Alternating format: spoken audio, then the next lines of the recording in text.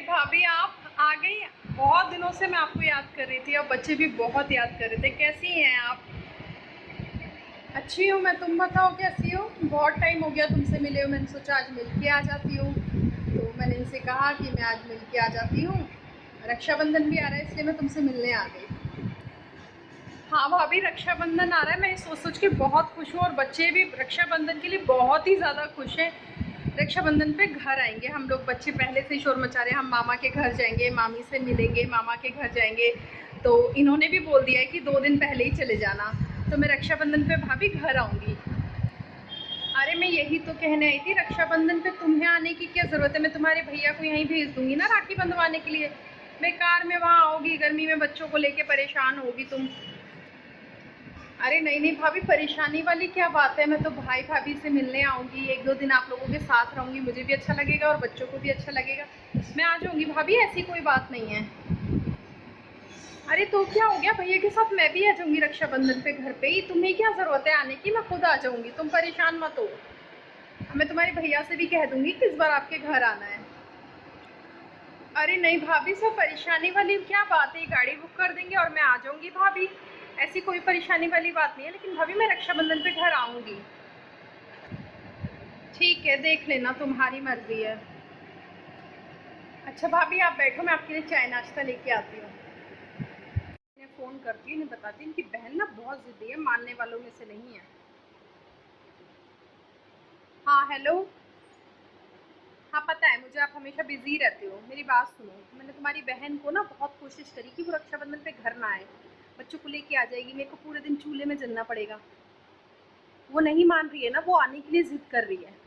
जैसे तुम जिद्दी हो ना, ऐसे तुम्हारी बहन जिद्दी है। अपनी बहन से बात कर लेना, और हो सके तो उसको राखी पे घर मत बुलाना। उसका क्या है, खा के भी जाएगी, 2 दिन रह के भी जाएगी, और प्लस सामान भी चाहिए बैग भर भर के। और किस लिए आती है मैं, कि यही तो होता है रक्षाबंधन, किस लिए, भाइयों को लूटना ही तो होता है बहनों को। आ जाती है मुंह उठा के, शर्म तो आती नहीं है। संभाल लेना अपनी बहन को। भाभी ऐसा सोचती है मेरे बारे में, और मैं इतनी खुश हो रही थी कि मैं मैके जाऊंगी, और भाई भी। अरे राधा, तुम कब आई? मैं तो देखा नहीं तुम्हें। भाभी मैं तभी आई जब आप भैया से मेरे बारे में इतनी अच्छी अच्छी बातें कर रहे थे। मैंने कभी सोचा भी नहीं था आप और भैया मेरे बारे में इतना कुछ सोचते हैं। अरे भाभी मैं तो घर पे इसलिए आना चाहती थी कि मुझे अच्छा लगता आप लोगों के साथ रहेंगे। भाई की और आपकी बहुत याद आती है ससुराल में, इसलिए मैं आपके पास 2 दिन के लिए आना चाहती थी, लेकिन आप लोगों की बातें सुन के तो मुझे बहुत ही दुख हुआ। और आप क्या बोल रही थी कि थैला भर के ले जाने के लिए मैं आऊँगी, बैठ के खाऊंगी। जब मैं घर पे आती तो भाभी आपके साथ काम भी कराती। मेरा कोई ऐसा इरादा नहीं था बैठ के खाने का। और ले जाने के लिए तो मैं आपके लिए भी बहुत कुछ लाई थी भाभी, आपके कपड़े, बच्चों के कपड़े, भैया के कपड़े। अगर आप मुझे एक जोड़ी कपड़े दे देते उससे मेरा जीवन तो पार नहीं हो जाता भाभी। लेकिन आपकी तो बहुत छोटी सोच है। क्या आप भी अपने भाई से इसलिए मिलने जाती हैं कि वो आपको कुछ दे? बहनों का प्यार नहीं होता क्या भाभी? अरे नहीं नहीं नहीं, तुम तो बुरा मान गई। मैं तो इसलिए बोल रही थी ना कि मेरी तबीयत ठीक नहीं रहती, लेकिन तुम्हारे भैया बोल रहे थे कि वो आ जाएंगे, इस वजह से मैंने तुमसे बोला था। ऐसी कोई बात नहीं है, तुम अपना दिल मत छोटा करो।